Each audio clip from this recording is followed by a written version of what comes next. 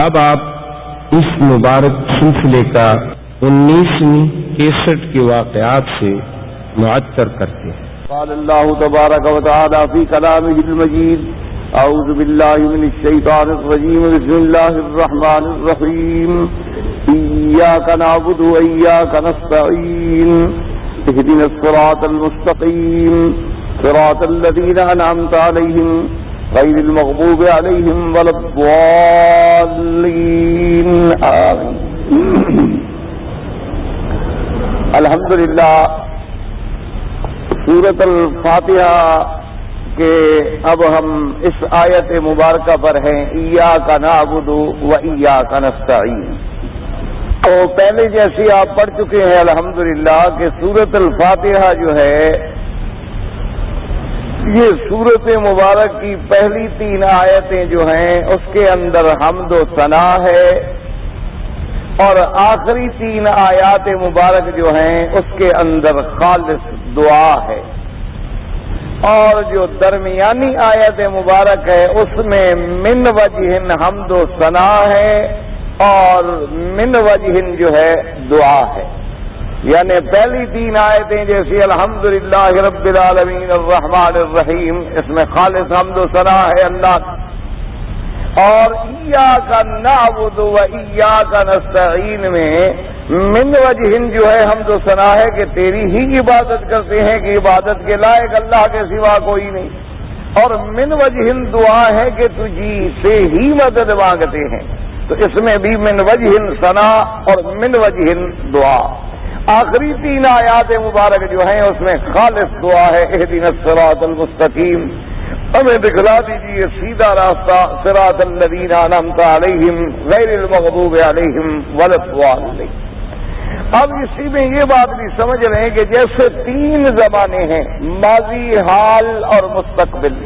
ماضی اس کو کہتے ہیں جو گزر گیا، حال اس کو کہتے ہیں جس میں ہم موجود ہیں، مستقبل اس کو کہتی ہیں جو آنے والا زمانہ ہے۔ تو اب اسی میں دیکھیں کہ جب ہم نے الحمدللہ رب العالمین کا اقرار کیا تو گویا ہم نے اعتراف کیا کہ ماضی میں جب ہم عدم میں تھے تو عدم سے تو نے ہی ہمیں وجود بخشا، اور تو ہی ہمارا رب ہے، اور تو ہی نے ہماری تربیت کی، اور تو ہی رب العالمین ہے۔ اور پھر زمانے حال کا تعلق جو تھا وہ اس میں تھا کہ الرحمن الرحیم، بے حد مہربان اور نہایت رحم والا، کہ جس نے ہماری ہر ضرورت کو پورا فرمایا۔ اللہ تبارک و تعالیٰ نے ہر حال میں ہماری مدد فرمائی، اپنی نعمتیں عطا فرمائی۔ اور آنے والے مستقبل کے بارے میں پھر اسی میں ہم استعانت طلب کرتے ہیں اللہ تبارک و تعالیٰ سے کہ یا اللہ ہم تیری ہی مدد مانگتے ہیں کہ جیسے تو نے ماضی میں اور حال میں ہمارا مدد فرمائی ہے، آنے والے زمانے میں بھی اور آخرت میں بھی ہماری مدد فرما۔ تو گویا کہ یہ آیات مبارک جو ہیں ہمارے 3 زمانوں کو مشتمل ہیں، ماضی کو بھی، حال کو بھی اور مستقبل کو بھی۔ اور اسی طرح جب آپ غور کریں گے کہ ماضی میں یعنی ہمیں عدم سے وجود میں لانے والا بھی اللہ ہے، ہمیں پیدا کرنے والا بھی اللہ ہے، ہماری تربیت فرمانے والے بھی اللہ ہیں، ہم پہ رحم فرمانے والے بھی اللہ ہیں، ہم پہ مہربانی فرمانے والے بھی اللہ ہیں، تو اب عقلی اور فطری تقاضا کیا نکلا، نتیجہ کیا نکلا کہ عبادت کے لائق بھی پھر صرف اسی کی ذات ہے۔ اس لیے آگے آیا ایاک نعبد و ایاک نستعین، تیری ہی عبادت کرتے ہیں اور تجھ ہی سے مدد مانگتے ہیں۔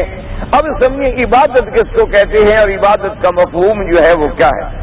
یوں سمجھ لیں خلاصے کے طور پر تاکہ بات آسانی سے خدا کرے سمجھ آ سکے، عبادت کا معنی یہ ہوتا ہے کہ کسی کی غایت تعظیم اور کمال محبت کے سبب اس کے آگے اظہار بندگی اور عاجزی کرنا، اس کا معنی ہے عبادت۔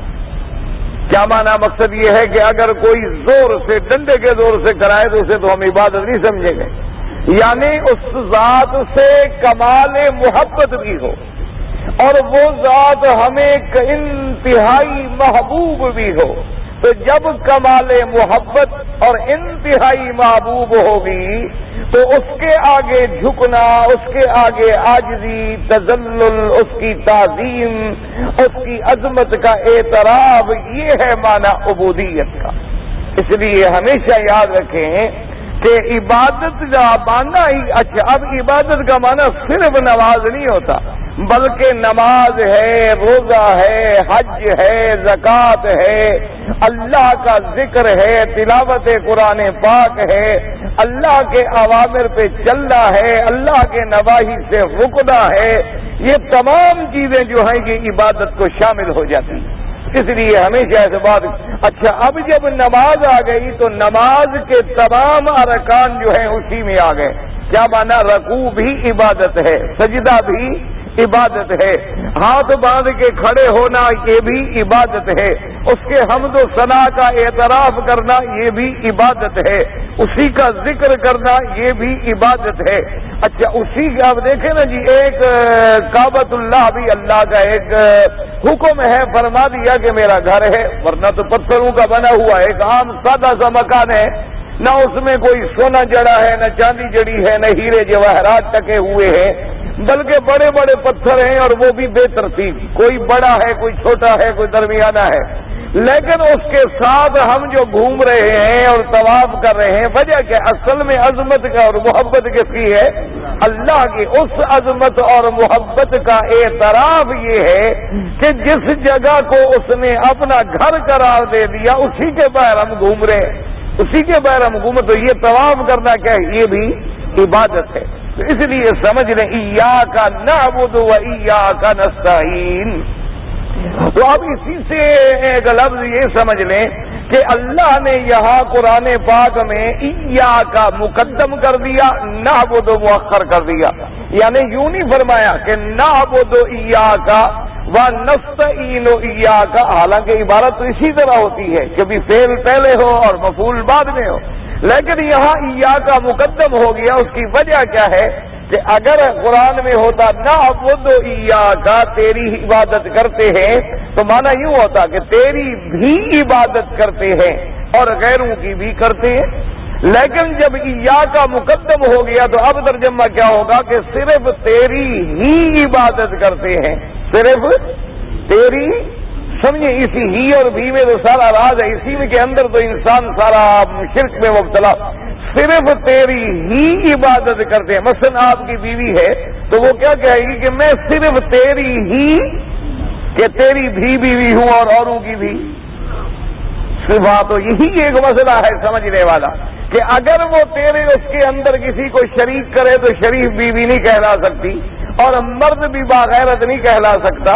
اسی طرح جب آدمی اللہ کی عبادت میں کسی کو شریک کرے اور کہ تیری بھی عبادت کرتے ہیں اور تیرے سوا کسی کی بھی عبادت کر، تیری بھی عبادت روز کرتے ہیں، لیکن کبھی کبھی ہم قبر پہ بھی سجدہ کر لیتے ہیں، کبھی کبھی ہم ہمیشہ تو تیرے گھر کا طواف کرتے ہیں، لیکن کبھی کبھی کسی قبر کا بھی طواف کر لیتے ہیں، ہم ہمیشہ تو تیری نظر نیاز کرتے ہیں، لیکن کبھی کبھی نظر نیاز حسین بھی کر لیتے ہیں، ہمیشہ تو ہم تیرے نام پہ منت منوتی مانتے ہیں، لیکن کبھی کبھی ہم پیروں کے نام پہ بھی مان لیتے ہیں۔ تو اللہ فرماتے یہ شرک ہے۔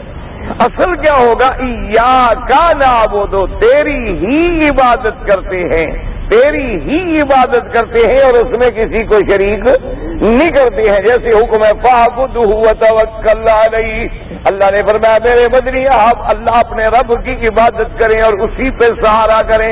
اسی طرح حکم ہے فاعبدوا اللہ ولا تشرکوا بہ شیئا، اللہ کی عبادت کریں اور اللہ کے ساتھ کسی شے کو بھی شریک نہ کریں۔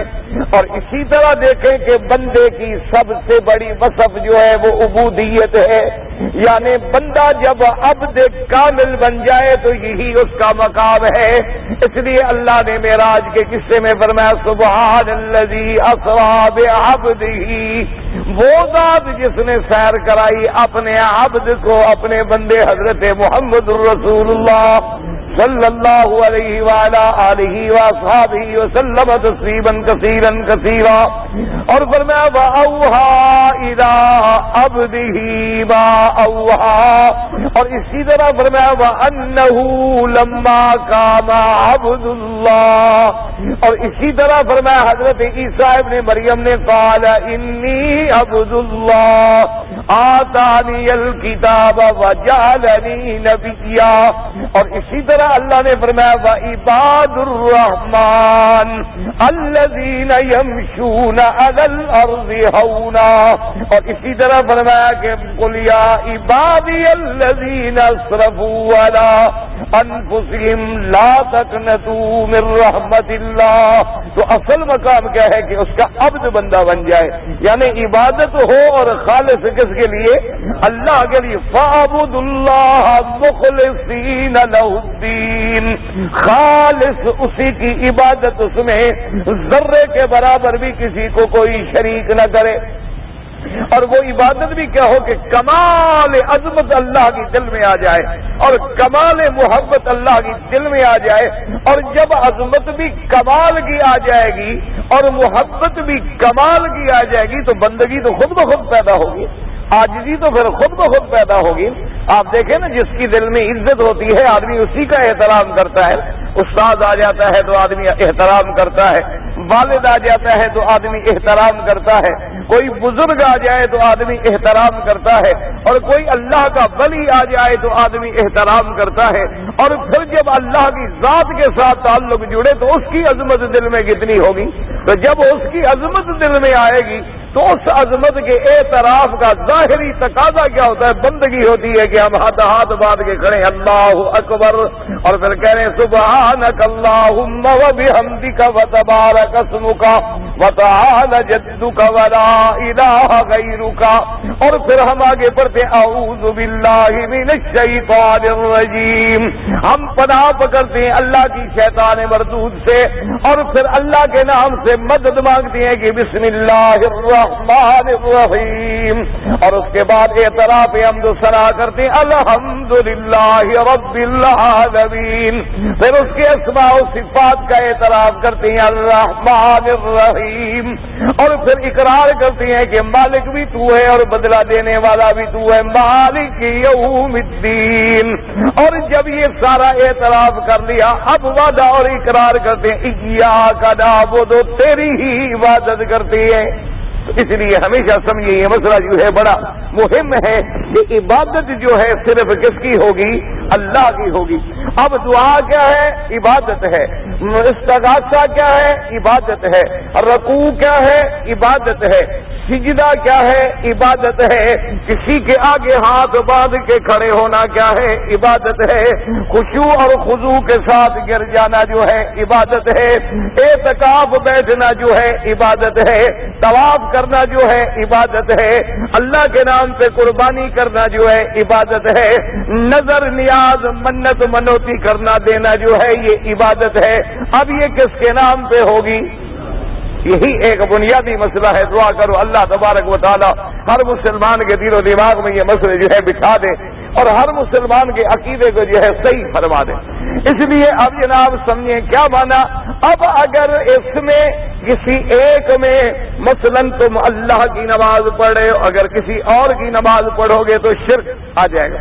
अल्लाह के काबे का तवाफ कर रहे हो, अगर तवाफ काबे के बजाय कब्र का करोगे तो तब भी शिर्क आ जाए। अब यहाँ एक मसला समझ में, बाज लोग हमारे मौलवी भाई भी हैं, अल्लाह हिदायत दे उन्हें भी और हमें भी, वो लोगों को एक मुगालता डाल देते हैं दिमागों में जिसकी वजह से लोग अल्लाह माफ फरमाए भटक जाते हैं। वो कहते हैं जी बिल्कुल बात ठीक है, इबादत का जो है वो तो सिर्फ अल्लाह के लिए, अल्लाह के सिवा किसी की इबादत जायज नहीं है। वो कहते हैं कि जनाब हम अगर किसी बुजुर्ग की मजार पे जाते हैं, गले में कपड़ा डालते हैं और दरवाजे में दाखिल होते हुए बिल्कुल अपना सर झुका लेते हैं, फिर चौखट पे जाके चौखट को चूमते हैं, फिर कब्र शरीफ के तावीज़ शरीफ को जाके सजदा करते हैं या बाहर उसके घूमते हैं या हाथ बांध के खड़े होके अपनी दरखास्त पेश करते हैं और फिर उल्टे पांव हम कब्र से बाहर आते हैं, وہ کہتے ہیں یہ تعظیم ہے، یہ عبادت نہیں۔ عبادت جو ہے وہ صرف اللہ کے لیے ہے، تعظیم جو ہے، تعظیم تو ہم بزرگوں کی بھی کر سکتے ہیں، تعظیم ہم زندہ کی بھی کر سکتے ہیں، تو ہم یہ جو سجدہ کرتے ہیں یہ تعظیم کے لیے ہے، اور اللہ کو جو سجدہ کرتے ہیں وہ عبادت کے لیے ہے۔ عبادت والا سجدہ اور ہے اور تعظیم والا سجدہ اور ہے، لہذا جو عبادت والا سجدہ ہے اس کو تو ہم بھی کفر کہتے ہیں۔ وہ کہتے ہیں اگر کوئی عبادت کا سجدہ کرے قبر پر وہ کافر ہے۔ یہ جو ہم سجدہ کرتے ہیں یا جھکتے ہیں یا طواف کرتے ہیں یا پھولوں کی چادریں چڑھاتے ہیں یا اس کے آگے ہاتھ باندھ کے کھڑے رہتے ہیں، یہ تعظیم ہے، یہ عبادت نہیں ہے۔ یہ جب مغالطہ دیتے ہیں تو لوگ اسی دھوکے میں آ جاتے ہیں، وہ سمجھتے ہیں کہ ہاں بھائی ٹھیک ہے، وہ تو ہے عبادت اور یہ ہے تعظیم۔ اچھا اب اسی کو مسئلہ سمجھ لیں۔ ایک دفعہ صحابہ نے آ کر میرے آقا سرکار مدینہ صلی اللہ علیہ وسلم اللہ کے کروڑوں صلاۃ و سلام کی خدمت میں ایک عرض کیا۔ صحابہ نے کہا کہ آقا ہم جب جاتے ہیں دوسرے ملکوں میں تو وہاں ہم نے رواج دیکھا ہے کہ لوگ اپنے بادشاہ کے دربار میں جب جاتے ہیں تو پہلے جھکتے ہیں، سجدہ کرتے ہیں اور پھر ہاتھ باندھ کے بادشاہ کے سامنے کھڑے ہوتے ہیں اور پھر اس وقت تک سر نہیں اٹھاتے جب تک بادشاہ ان کو بولنے کی اجازت نہ دے۔ تو بڑا وہاں جو ہے اس انداز میں ان کا یعنی داخلہ ہوتا ہے۔ تو آپ تو ہمارے دنیا کے بھی بادشاہ ہیں اور دین کے بھی بادشاہ ہیں، آپ ہمیں اجازت دیں کہ ہم بھی جب آپ کے دربار میں داخل ہوں تو آپ کا سلام کریں اور آپ کا سجدہ کریں اور آپ کی تعظیم بجا لائیں اور آپ کے آگے ہاتھ باندھ کے کھڑے ہوں، آپ ہمیں یہ اجازت دیں۔ سوال کرنے والے صحابہ ہیں اور پوچھ کس سے رہے ہیں؟ حضرت محمد رسول اللہ سے۔ بات دماغ میں رکھیں اور سمجھیں۔ اب ایمان سے کہیں کہ صحابہ جو پوچھ رہے تھے حضور کی تعظیم کے لیے پوچھ رہے تھے یا عبادت والے سجدے کا پوچھ رہے تھے؟ یعنی وہ حضور کی عبادت کرنا چاہتے تھے یا دنیا میں جو لوگ بادشاہوں کو سجدے کرتے ہیں یا جھک کے سلام کرتے ہیں یا کورنش بجا لاتے ہیں یا آپ کے ملک میں جیسے لوگ وڈیرے کو سردار کے پاؤں پہ ہاتھ رکھتے ہیں یا باپ کے پاؤں پہ ہاتھ رکھتے ہیں یا اپنے پیر کے پاؤں پہ ہاتھ رکھتے ہیں، تعظیم ہے یا عبادت ہے؟ تعظیم کی وجہ سے کرتے ہیں۔ اب صحابہ کا سوال بھی تعظیم والے سجدے کے بارے میں تھا کہ عبادت والے سجدے کے بارے میں تھا؟ حضور نے فرمایا خبردار، حضور نے فرمایا کہ میرے صحابہ خبردار، انی لآمر احدا ان یسجد لأحد، خبردار اگر میں کسی کو سجدے کرنے کی اجازت دیتا یا کسی کو کسی غیر کے لیے اللہ کے سوا سجدے کا حکم دیتا تو میں بیوی کو حکم دیتا کہ وہ اپنے خاوند کا سجدہ کرے۔ اچھا بیوی جب خاوند کا سجدہ اگر حکم بھی ہوتا تو عبادت سمجھ کے کرتی یا تعظیم کے لیے کرتی؟ تعظیم کے۔ لیکن فرمایا چونکہ میرے اللہ نے حکم دے دیا ہے کہ لا تسجدوا للشمس ولا للقمر واسجدوا للہ الذی خلقہن ان کنتم ایاہ تعبدون، کہ نہ سورج کو سجدہ کرو، نہ چاند کو سجدہ کرو، نہ بلند چیزوں کو سجدہ کرو، نہ چمکنے والی چیزوں کو سجدہ کرو، نہ وہ چیزیں جو دن میں ظاہر ہوتی ہیں نہ ان کو سجدہ کرو، نہ وہ چیزیں جو رات میں ظاہر ہوتی ہیں ان کو سجدہ کرو، بلکہ سجدہ صرف اللہ کی ذات کے لیے کرو جس نے تمہیں پیدا کیا ہے۔ اگر تم اس کی عبادت کرتے ہو تو سجدہ بھی صرف اسی کے لیے ہوگا۔ تو اب حضور پاک نے تمام عبادت کا سجدہ تو ویسے سب کے نزدیک اللہ کے سوا کفر ہے، تعظیم والے سجدے سے منع کر دیا، یہ اجازت دے دی۔ ایک مسئلے کو سمجھیں اور دماغ میں رکھیں۔ اللہ تبارک و تعالی آپ کو اور ہمیں اور سب کو دین کے سمجھنے کی توفیق عطا فرما دے۔ تو اب اچھا اب دیکھیں، سورج نکلے تو نماز نہ پڑھو، سورج سر پہ آ جائے تو نماز نہ پڑھو، سورج ڈوب رہا ہو تو نماز نہ پڑھو۔ کیوں؟ کہ ان اوقات میں سورج کے پجاری سورج کی عبادت کرتے ہیں، سورج کے پوجنے والے جو ہیں جب سورج نکلے تو عبادت کرتے ہیں۔ اور اسی طرح سورج ڈوبنے لگے تو اس کی طرف عبادت کرتے ہیں، اور عین سورج استوا پہ ہو تو عبادت کرتے ہیں۔ حضور نے منع فرما دیا کہ ان 3 وقتوں میں نماز تم نہ پڑھو۔ اچھا، اگر ہم نماز پڑھیں گے تو کس کی پڑھیں گے؟ ہمیں سورج سے کیا تعلق ہے؟ ہمیں کوئی سورج سے تعلق ہے؟ ہمارا سورج سے کیا واسطہ ہے؟ اگر ہم دوپہر کو بھی پڑھیں گے تو اللہ کے لیے، اور ڈوبتے وقت بھی پڑھیں گے تو اللہ کے لیے، لیکن کیوں روکا گیا کہ اگر ہم اس وقت عبادت میں یوں کھڑے ہوں اور ایک نہ جاننے والا دور سے دیکھے تو کہیں یہ نہ سمجھے کہ یہ بھی سورج کے پجاری ہے، تاکہ ان کے ساتھ ان کی مشابہت نہ ہو جائے۔ اچھا، اب جو آدمی کعبے کے آگے بھی سجدہ کرے اور قبر کے آگے بھی سجدہ کرے تو یہاں شبہ نہیں پڑتا؟ یعنی سورج تو اتنا بلند کھڑا ہے کہ ہمارے سامنے بھی نہیں ہوتا، اور چاند اتنا دور کھڑا ہے کہ ہمارے آگے بھی نہیں ہوتا، لیکن قبر تو ہمارے آگے ہوتی ہے، وہ تو بالکل ہمارے سامنے ہوتی۔ اب دیکھیں، ہر نماز میں، فرض نماز میں، سنت نماز میں، واجب نماز میں، دن کی نمازوں میں، رات کی نمازوں میں، تمام نمازوں میں رکوع بھی ہے اور سجدہ بھی۔ کوئی نماز بغیر رکوع سجدے کے ہے؟ لیکن جب جنازہ پڑھتے ہو تو رکوع اور سجدہ ہے، کیوں نہیں ہے؟ سمجھے مسئلے کو بھی۔ اب حالانکہ نماز، جنازہ بھی تو نماز ہے، نماز جب پڑھ رہے ہیں جنازہ موجود ہے تو اس میں رکوع اور سجدہ نہیں ہے، کیونکہ سامنے رکھی ہے میت۔ کوئی دیکھ کے یہ نہ سمجھے کہ اسی بزرگ کو سجدہ کر رہے ہیں، اسی کو رکوع کر رہے ہیں، بس کھڑے کھڑے دعا مانگ لو میں قبول کر دوں گا، بس کھڑے کھڑے، تاکہ کسی کو شبہ ہی نہ پڑے کہ میرا بندہ میرے سوا کسی غیر کے آگے بھی جھک سکتا ہے، کسی کو شبہ بھی نہ پڑے، کسی کو شک بھی نہ پڑے۔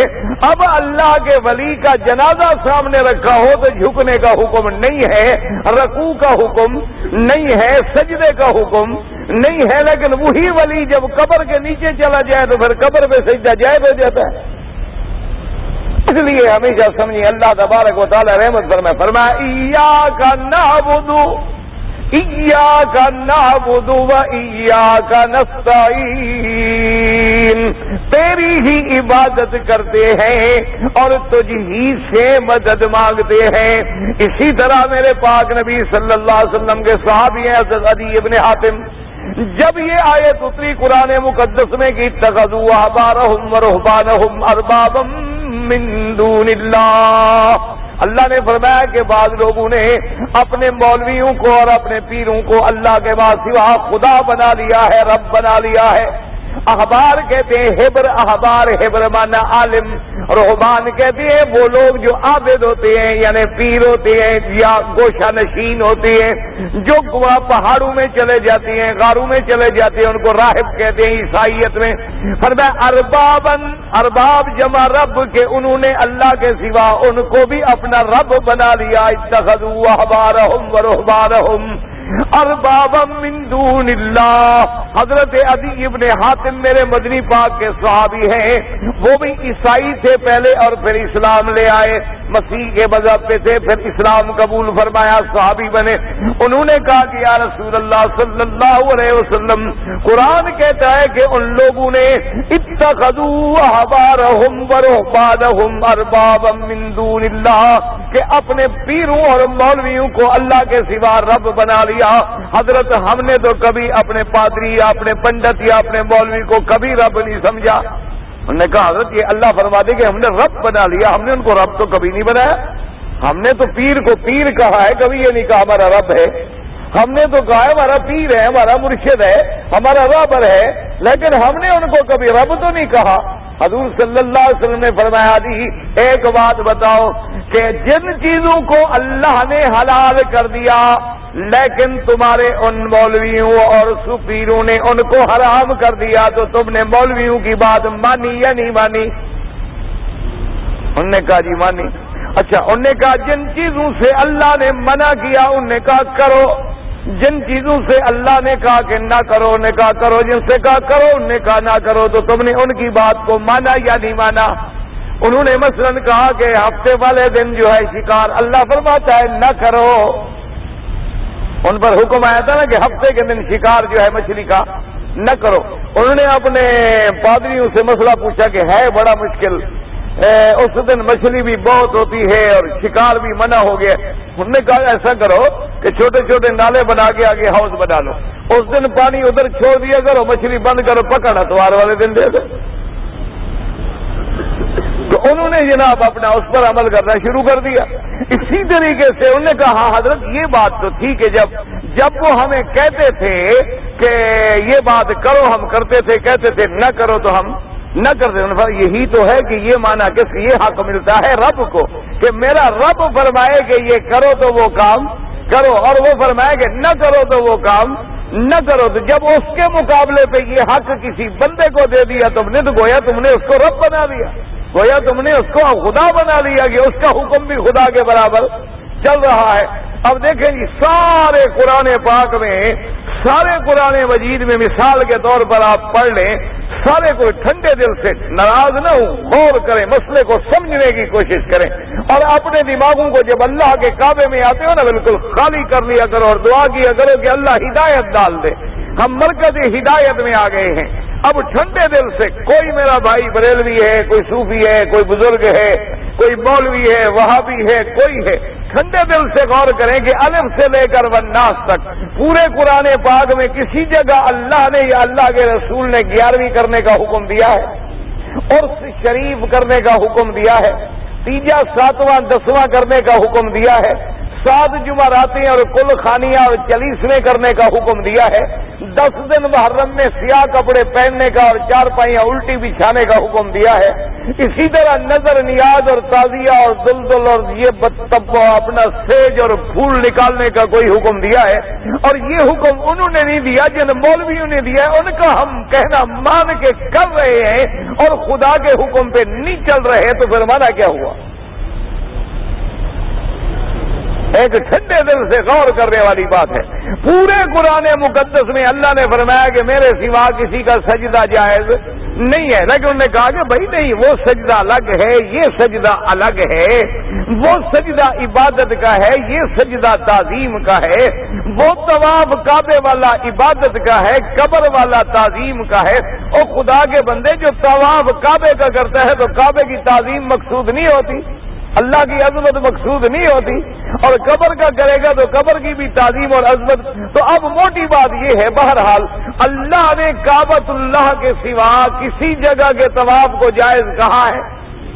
اچھا، سارے 1,24,000 صحابہ تو حج میں تھے، ویسے تو 2.5 لاکھ تھے الحمدللہ، تمام صحابہ میں سے کسی نے آل بیت رسول پاک نے، حضور کے بیویوں نے، حضور کی بیٹیوں نے، حضور کے نواسوں نے، تمام جتنے مقدسین لوگ گزرے ہیں اللہ ان پہ کروڑوں رحمتیں فرمائے، اگر کوئی مائی کا لال دکھلا دے کہ انہوں نے میرے مدنی پاک کے روضہ مبارک یا قبر مبارک کا طواف کیا ہے،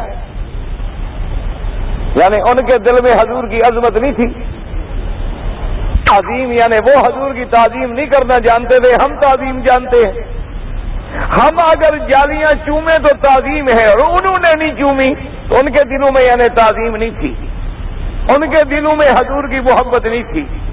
ہم اگر سجدہ کریں تو تعظیم ہے، ابو بکر عمر عثمان علی کو یہ مسئلہ سمجھ نہیں آیا، حسن حسین کو یہ مسئلہ سمجھ نہیں آیا، 2.5 لاکھ صحابہ کو یہ مسئلہ سمجھ نہیں آیا، بی بی فاطمہ الزہرا، بی بی عائشہ کو یہ مسئلہ سمجھ نہیں آیا، اور 600 سال گزرنے کے بعد بدعت والے لوگوں کو یہ مسئلہ سمجھ آ گیا اور انہوں نے دنیا کو پوری گمراہی کے راستے پہ ڈال دیا۔ آخر وجہ کیا ہے؟ ایک موٹی سی بات یاد رکھیں، اللہ تبارک و تعالیٰ یاد کر۔ اب دیکھیں تمام صحابہ نے ساری زندگی آخر خیرات بھی کی ہے، صدقات بھی کیے ہیں، اللہ کے راستے میں جان مال سب کچھ لٹا دیا ہے۔ کیا انہوں نے بھی کبھی اللہ کے سوا کسی نبی، کسی پیغمبر، کسی فرشتے کی نظر نیاز مانی تھی؟ اچھا، اب جناب آپ رمضان شریف میں کتنے دن اعتکاف بیٹھتے ہیں؟ ہاں جی، 10 دن، لیکن کبھی کبھی وہ 9 بھی ہو جاتی ہے نا، کیونکہ کبھی 29 کا مہینہ ہوگا اور کبھی 30 کا مہینہ ہوگا۔ اب یہ اعتکاف بیٹھنا عبادت ہے یا نہیں ہے؟ رمضان المبارک میں یا آگے پیچھے بھی اللہ کے گھروں میں اعتکاف بیٹھنا عبادت ہے نہیں؟ اچھا، جو قبر پہ 9 راتیں بیٹھتے ہیں وہ کیا ہے؟ جی کہا گیا جی ہم نے تو بس ہی جانا ہے حضرت کی مزار پہ اس دفعہ، بس وہی ہم نے 9 راتیں لگانا ہے۔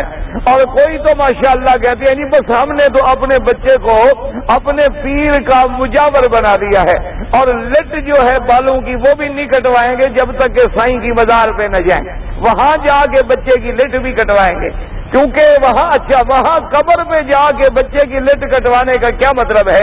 یعنی پیر دیکھ رہا ہے کہ میرا مرید بچے کو لے آیا ہے۔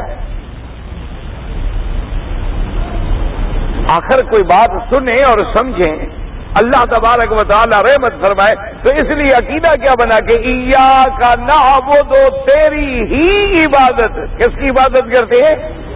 اللہ کی۔ اچھا آگے اگلا مسئلہ کیا؟ وَإِيَّاكَ نَسْتَعِينُ، اور تجھ ہی سے مدد مانگتے ہیں، تجھ ہی سے مدد مانگتے ہیں۔ کیا مانا؟ یعنی دنیاوی امور ہے، آخروی امور ہے، جسمانی امور ہے، روحانی امور ہے، مدد کس سے مانگتے ہیں؟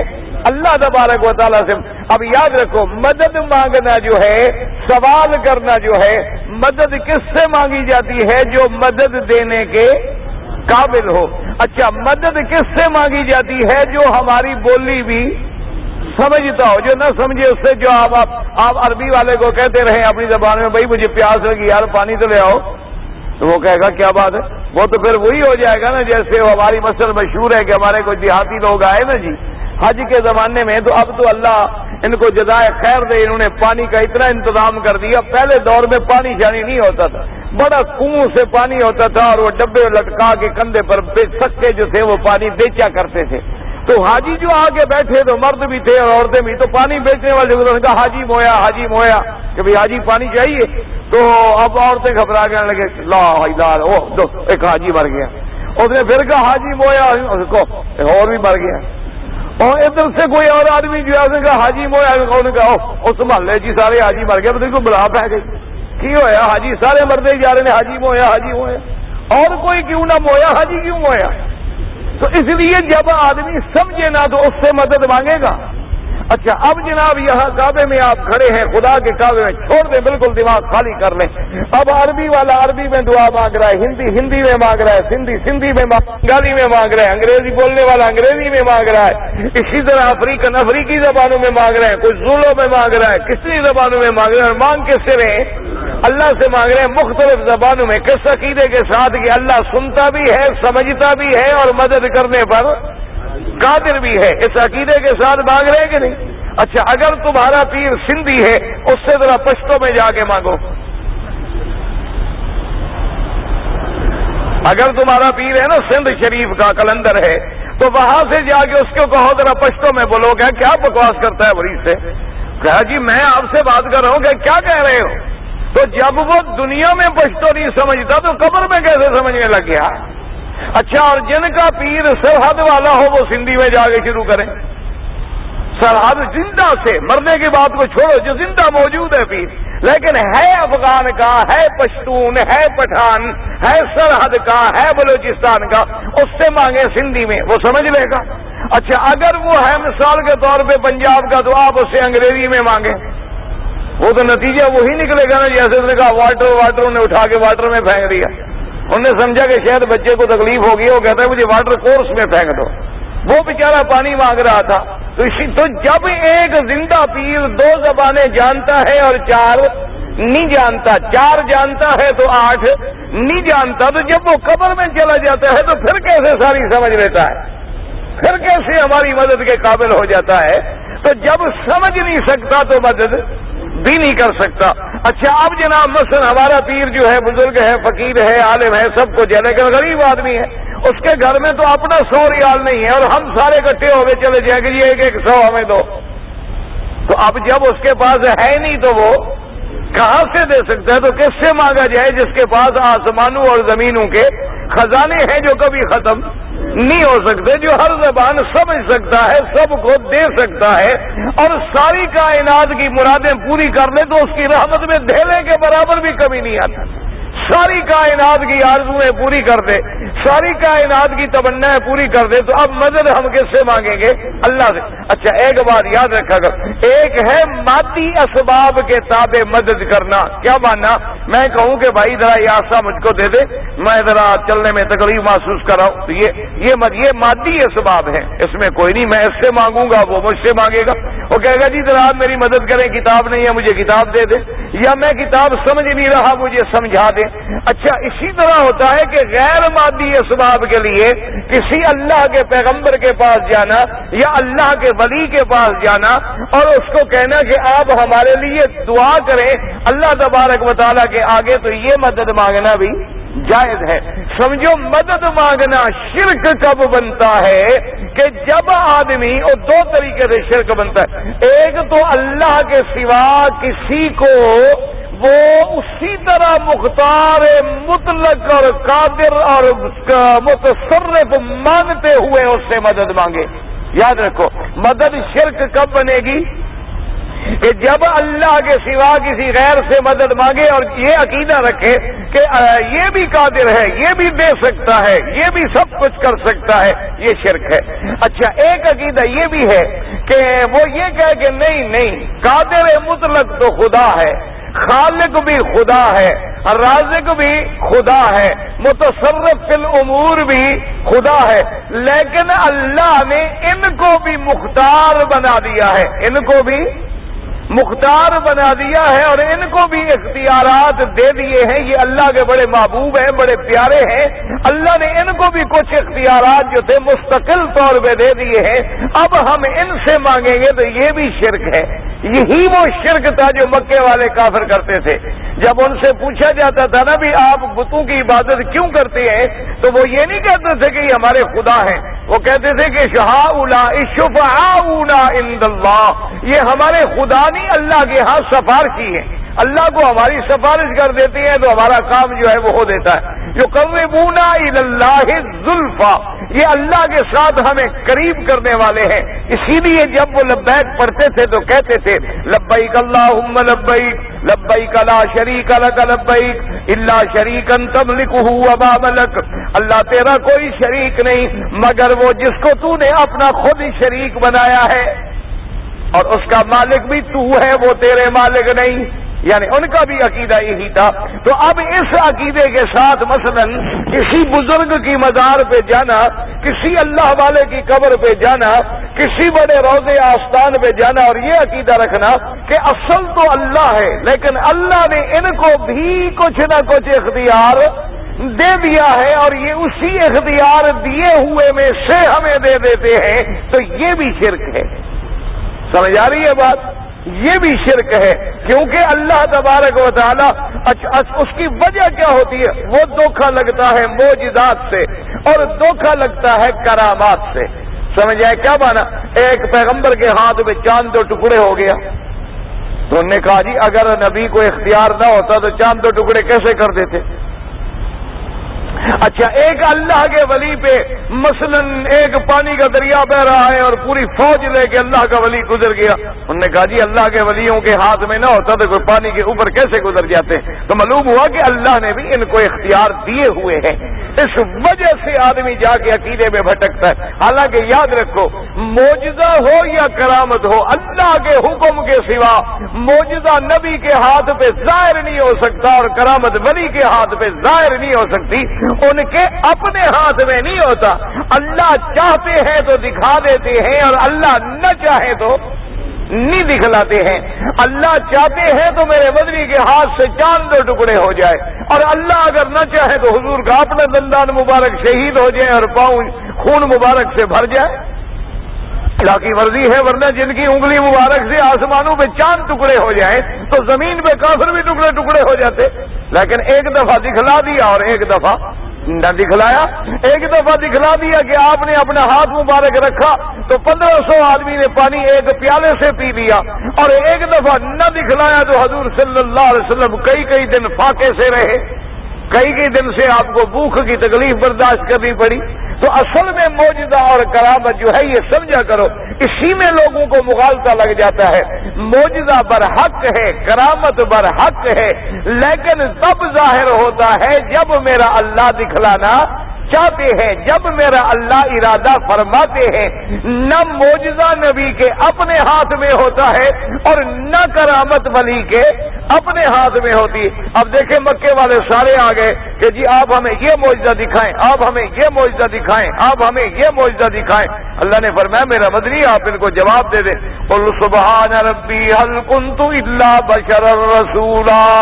انہوں نے کہا ہے کہ کافر معجزے مانگنے والوں، رب میرے کی ذات پاک ہے، میں تو ایک بشر ہوں اور اللہ کا بھیجا ہوا پیغمبر ہوں، میرے اپنے ہاتھ میں نہیں ہے، وہ جب چاہیں گے میں وَمَا كَانَ لَنَا أَن نَّأْتِيَكُم بِسُلْطَانٍ إِلَّا بِإِذْنِ اللَّهِ۔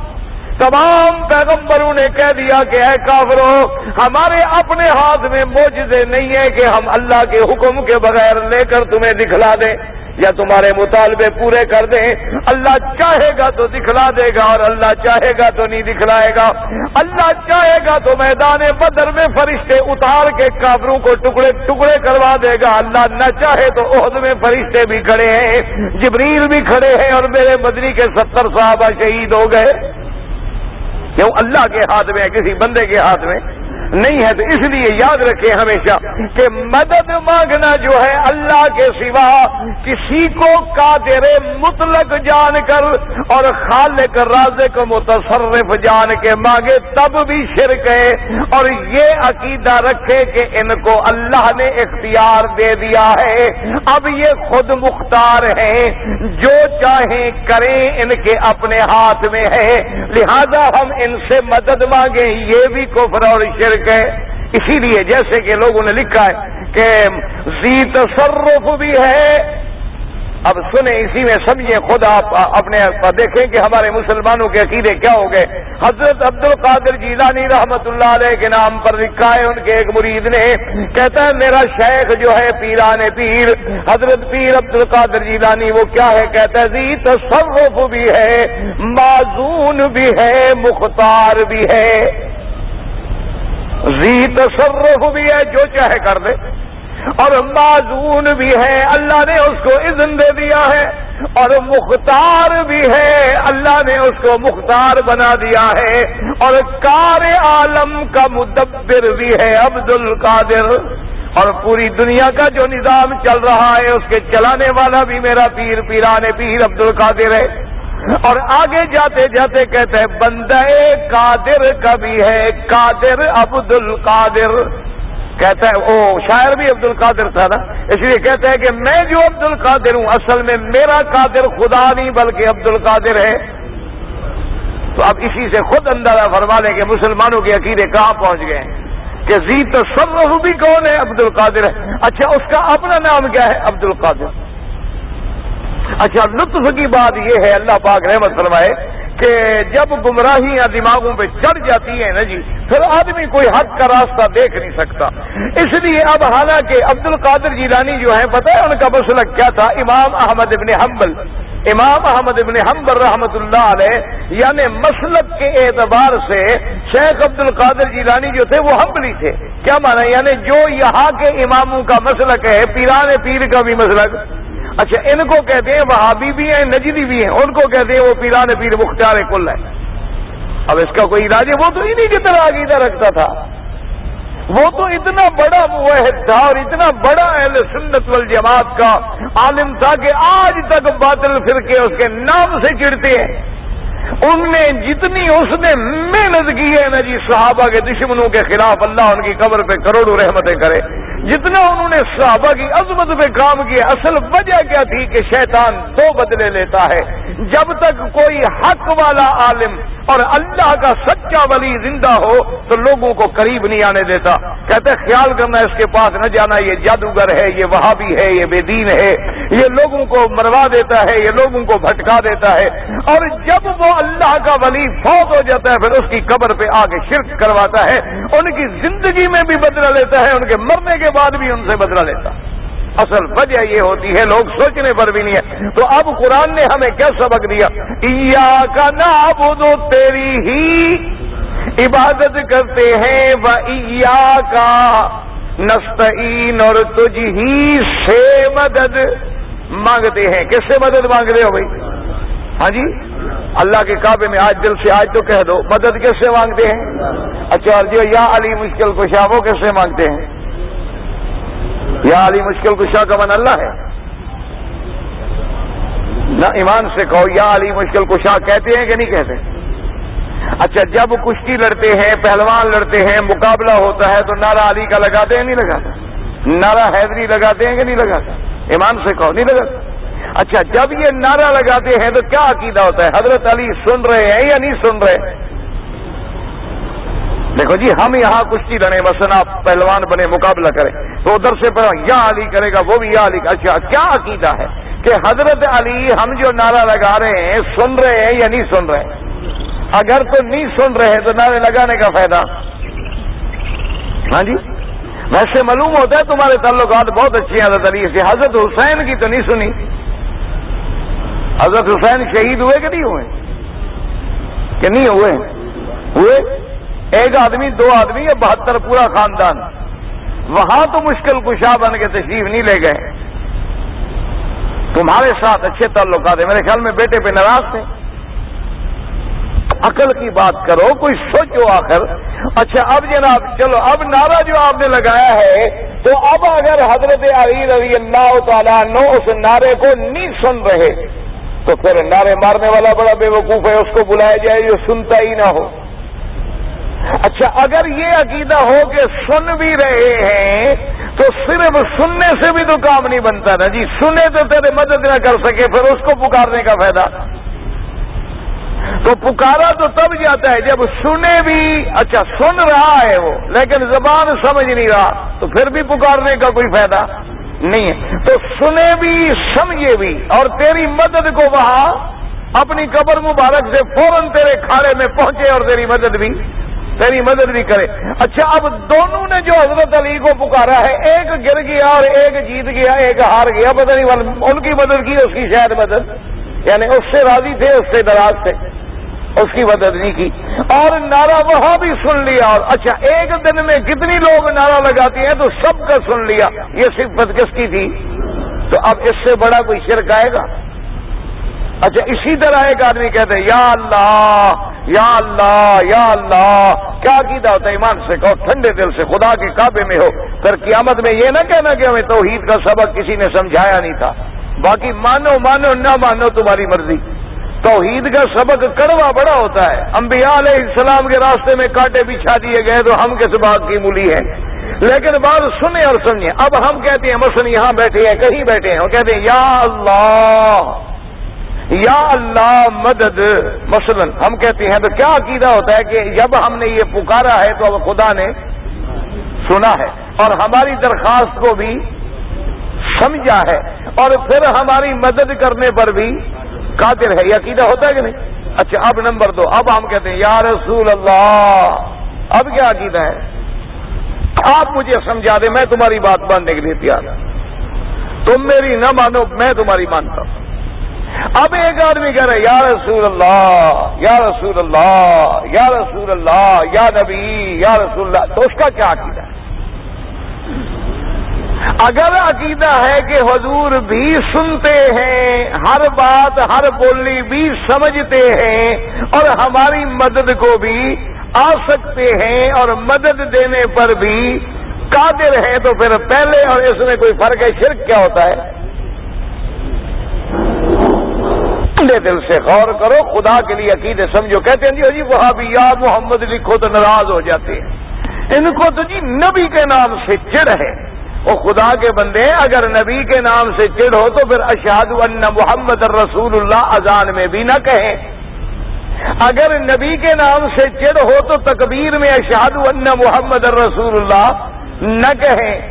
اگر نبی کے نام سے چڑ ہو تو جمعہ کے خطبے میں ان اللہ و ملائکتہ یصلون علی النبی اور یہ آیت پڑھ کے درود بھی نہ پڑھیں۔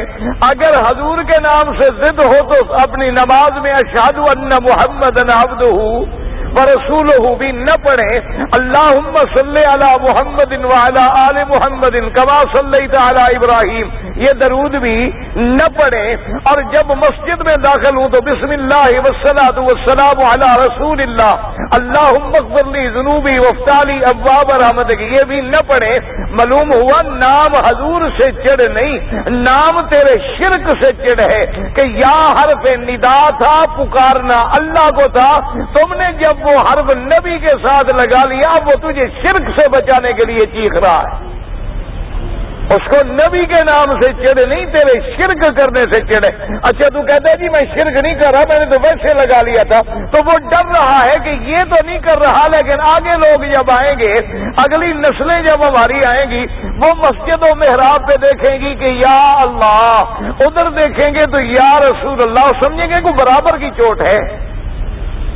ہاں کیا سمجھو گے آخر کیا عقیدہ بنے گا؟ وہ کہیں گے کہ آخر اللہ کے برابر کوئی آ سکتا ہے تو وہ یہ ہے، کیونکہ وہاں بھی حرف لگ گیا ہے اور وہاں بھی۔ اچھا اگر آپ مسجد میں لکھ دیتے لا الہ الا اللہ محمد الرسول اللہ تو کوئی اعتراض نہ کر سکتا، تم لکھ دیتے اللہ جل جلالہ اور دوسری جگہ لکھتے محمد رسول اللہ صلی اللہ علیہ وسلم تو کوئی اعتراض نہ کرتا۔ اچھا اب پہلے تو چلا یا اللہ یا رسول اللہ دو چلے، اب آگے ملنگ آئے، ان نے کہا یا علی، اب کتنے ہو گئے؟ عیسائیوں کے خدا کتنی ہیں؟ تو عقیدہ تسلیس آ گیا کہ نہیں آیا؟ وہ بھی تو یہی کہتے ہیں نا جی کہ تین میں گم ہے، وہ بھی تو یہی کہتے ہیں نا کہ تین کے اندر کوئی مسئلہ سمجھ نہیں آ رہا ہے، تو ان تین میں یا اللہ بھی ہے، عیسیٰ بھی ہے، بی بی مریم بھی ہے، ان تین میں کوئی ایک خدا ہے، ان تین میں باہر ثالث ثلاثہ ان میں ہے۔ تو اچھا اب جناب ہمارے اور جو ہے انہوں نے کہا بھائی بات یہ ہے کہ اللہ کے ساتھ بھی یا اللہ لگ گیا، حضور کے ساتھ بھی یا رسول اللہ لگ گیا، حضرت علی کے ساتھ بھی یا علی لگ گیا، تو باقی ہمارے پیروں نے کو گناہ کیا، انہوں نے کہا لکھو یا پیر یا دستگیر، انہوں نے کہا لکھو یا غوث اعظم، انہوں نے کہا لکھو یا معین الدین چشتی مدد کن، از بحر غم آزاد کن، امداد کن امداد کن، انہوں نے کہا پڑھو وظیفہ پڑھو تو تمہاری مدد کے لیے پیر معین الدین خود چشت سے چلیں گے اور یہیں پہنچ جائیں گے۔ زگرداب بلا افتاد کشتی مدد کن یا معین الدین چشتی، آیا کہ نہیں آیا ہے؟ تو اب اندازہ فرمایا تو پھر اور شرک کیا بلا ہے آخر؟ اس لیے ہمیشہ یاد رکھو، اب ہر نماز میں ہم فاتحہ پڑھ رہے ہیں تو کیا سبق میں ایاک نعبد و ایاک نستعین، تیری ہی عبادت کرتے ہیں اور تجھ ہی سے مدد مانگتے ہیں۔ انبیاء کس کی عبادت کرتے ہیں؟ ملائکہ کس کی عبادت کرتے ہیں؟ اولیاء اللہ کس کی عبادت کرتے ہیں؟ وہ کس سے مدد مانگتے ہیں؟ کس کے آگے سر جھکاتے ہیں؟ کس کا رکوع اور سجدہ کرتے ہیں؟ اب میرے پاک نبی سرکار مدینہ حبیب کبریا حضرت محمد مصطفیٰ سید الاولین والآخرین رحمت للعالمین نے تین لفظوں میں اپنی امت کے لیے مسئلہ حل کر دیا۔ اب اللہ کا قرآن بھی یاد کر لو اور میرے مدنی سرکار کا فرمان بھی یاد کر لو۔ حضور نے فرمایا کہ میری امت سمجھ لو، اذا سألت فاسأل من اللہ، جب تو سوال کرے تو کس سے سوال کر؟ یہ کون سکھلا رہے ہیں؟ سکھلانے والا کون ہے؟ محمد الرسول اللہ، کہ جب سوال کرو تو کس سے کرو؟ یا فرمایا جب تو سوال کرے تو مجھ سے کر، یہ نہیں کہا آدم سے کر، ابراہیم سے کر، جبریل میکائیل سے کر، یا پیران پیر سے کر، نہیں کہا؟ سوچ لیں، اذا سألت فاسأل من اللہ، اچھا، اور وَإِذَا اسْتَعَنْتَ فَاسْتَعِنْ بِاللَّهِ، اور جب مدد پکڑو تو کس کے ساتھ پکڑو؟ اللہ کے ساتھ۔ اور فرمایا وَإِذَا تَوَكَّلْتَ فَتَوَكَّلْ عَلَى اللَّهِ، اور جب توکل کرو، بھروسہ کرو، اعتماد کرو تو کس پہ کرو؟ اب میرے مدنی پاک نے سکھا دیا، ہم تو مدنی کے غلام ہیں، تمہاری مرضی وہابی کہو، تمہاری مرضی جو مرضی ہے کہو۔ اچھا اب جناب جب ہم نے یہ اعتراف کر لیا تو آگے خالص دعا آ گئی، پہلے اللہ کی حمد و ثنا آ گئی، اللہ کی صفات آ گئے، اعتراف اب ہم آ گیا کہ مالک بھی اللہ ہے، پھر ہم نے اپنی بندگی کا اقرار کر لیا۔ تو